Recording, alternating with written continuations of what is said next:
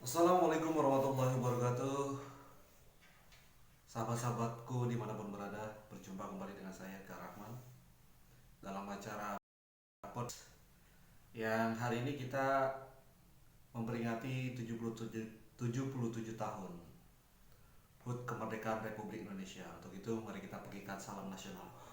Merdeka, sekali merdeka tetap merdeka. Baik, sahabat-sahabatku dimanapun berada, tentu ini hari yang sangat berbahagia sekali buat bangsa kita dan juga untuk seluruh elemen masyarakat bangsa Indonesia karena hari ini kita memperingati 77 tahun Indonesia merdeka. Sejarah panjang yang telah mengukir bangsa Indonesia sampai pada akhirnya kita memproklamirkan kemerdekaan kita pada tanggal 17 Agustus 1945 dan tentu ini bukan sesuatu hal yang mudah yang telah diperjuangkan oleh para pejuang bangsa kita dan para pendiri bangsa kita. Kita berangkat dulu untuk memahami sejarah siapa kita dan mau kemana kita sebagai sebuah bangsa.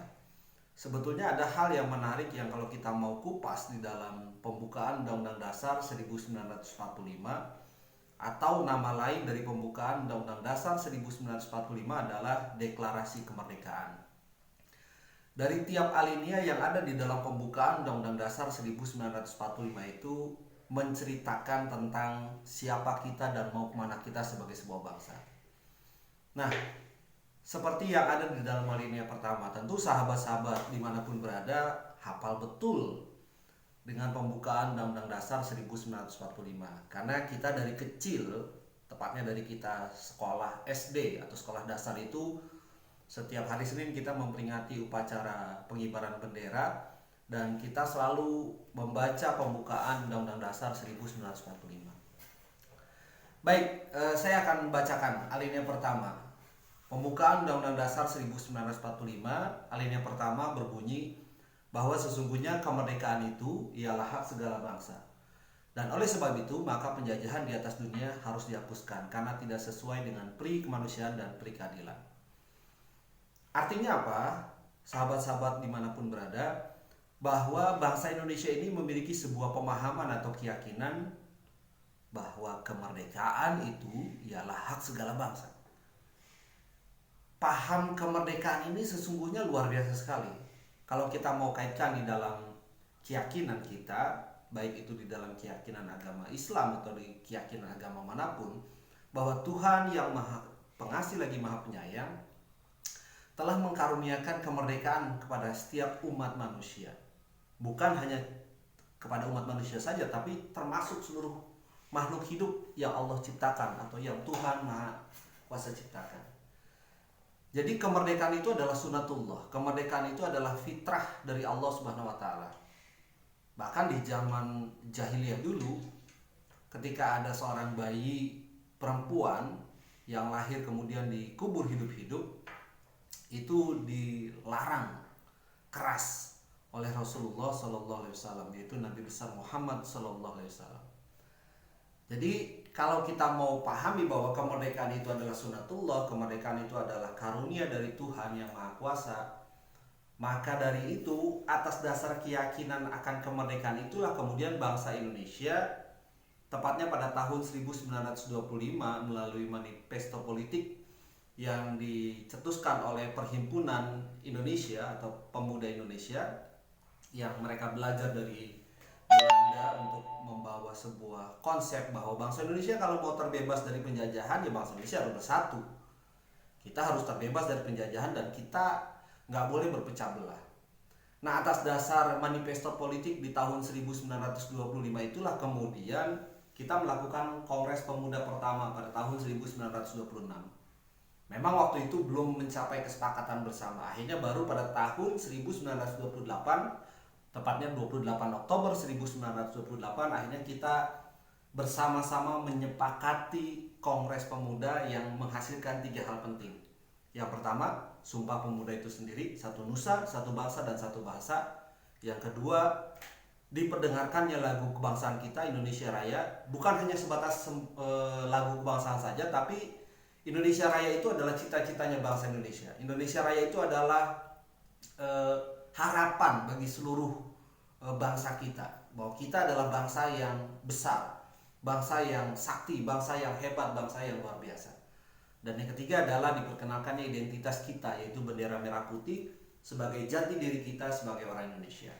Nah, paham kemerdekaan itulah yang kemudian akhirnya mengusung, menghasilkan semangat bersama bahwa kita yang beraneka ragam ini, kita yang berbeda-beda suku, berbeda-beda bahasa, berbeda adat istiadat, akhirnya kita bersatu untuk bersumpah satu nusa, satu bangsa, dan satu bahasa, yaitu Indonesia.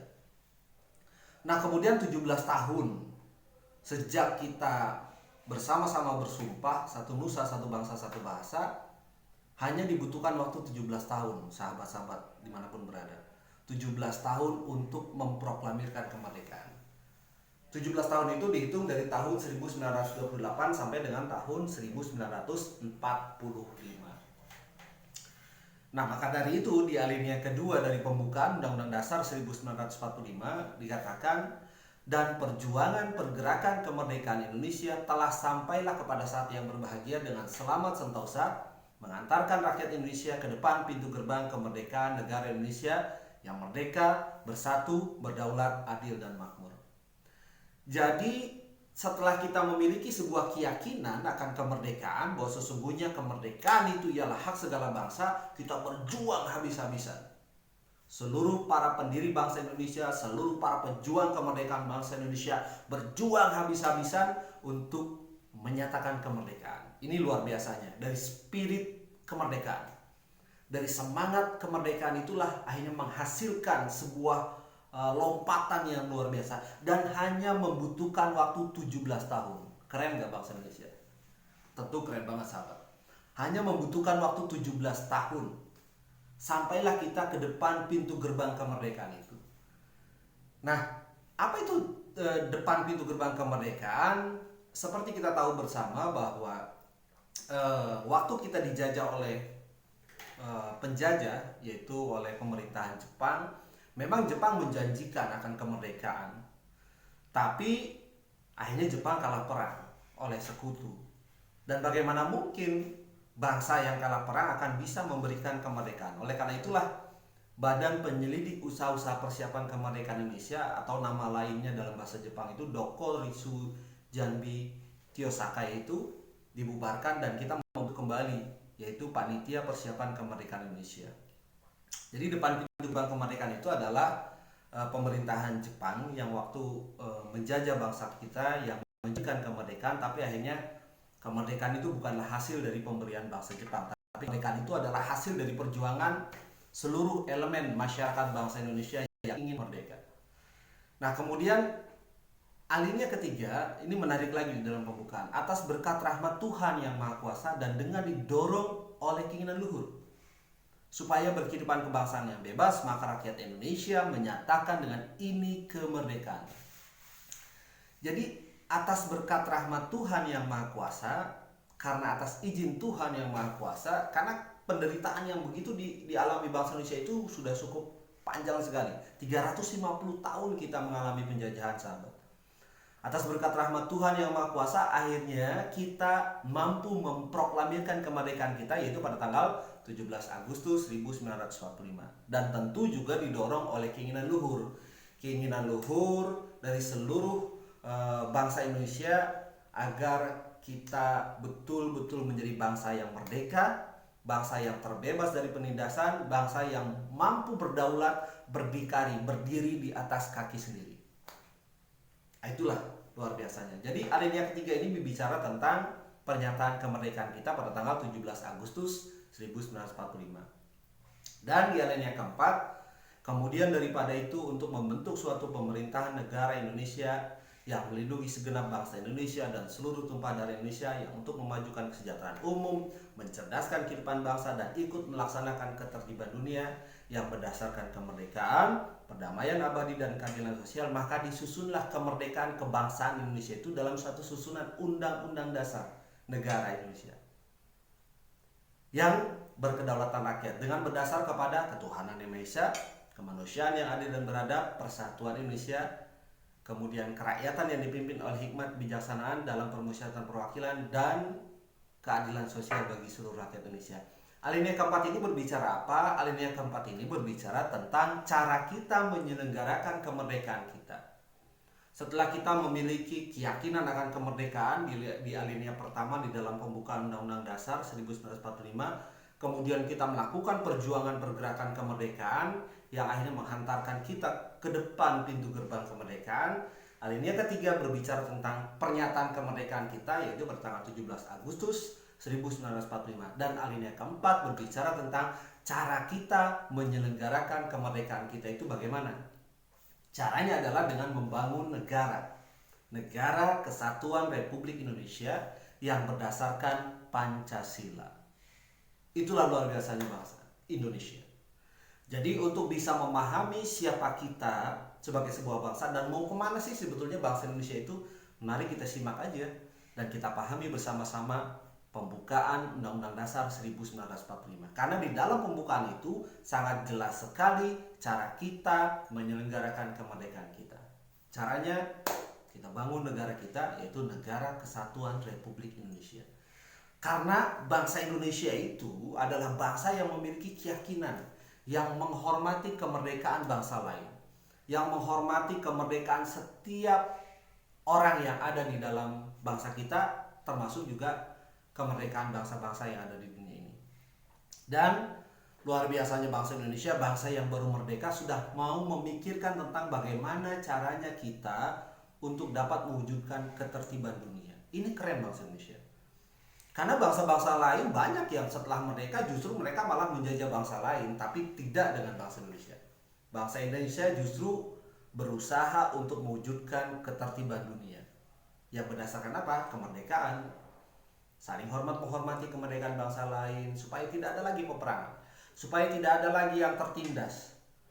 Seperti saat ini kondisi bangsa-bangsa yang lain, misalnya kayak antara Ukraina dan Rusia hari ini tidak menghormati kemerdekaannya atau dengan alasan apapun itu, sehingga ini terjadi apa? Peperangan. Peperangan itu hanya menghasilkan dua sahabat, yang menang jadi arang, yang kalah jadi abu. Jadi sama-sama dirugikan, baik itu negara yang melakukan ekspansi ke negara yang ditaklukkan itu, begitupun juga negara yang ditaklukkan atau yang dijajah. Semuanya hancur, ekonomi hancur, rakyat menderita, kelaparan di mana-mana, kerusakan infrastruktur dan lain sebagainya.